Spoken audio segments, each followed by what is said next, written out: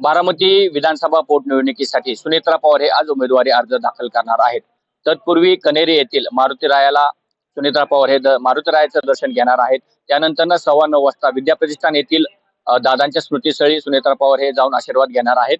त्याच नंतर 9:30च्या दरम्यान कसबा येथील श्री छत्रपती शिवाजी महाराज उद्यान या ठिकाणी अभिवादन करून छत्रपती शिवाजी महाराजांना अभिवादन करून ते पुढे डॉक्टर बाबासाहेब आंबेडकर स्मारक या ठिकाणी अभिवादन करणार आहेत। त्याच नंतर इतर महापुरुषांना देखील ते अभिवादन करणार आहेत।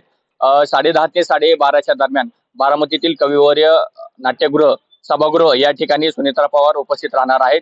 त्या ठिकाणी कार्यकर्ते तसेच पदाधिकारी ते संवाद देखील साधणार आहेत।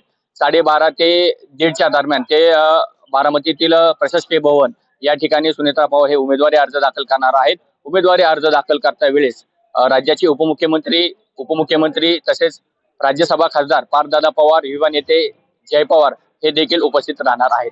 कॅमेरामन अनिकेतसह मी सूरज देवकाते, स्टार महाराष्ट्र न्यूज, बारामती।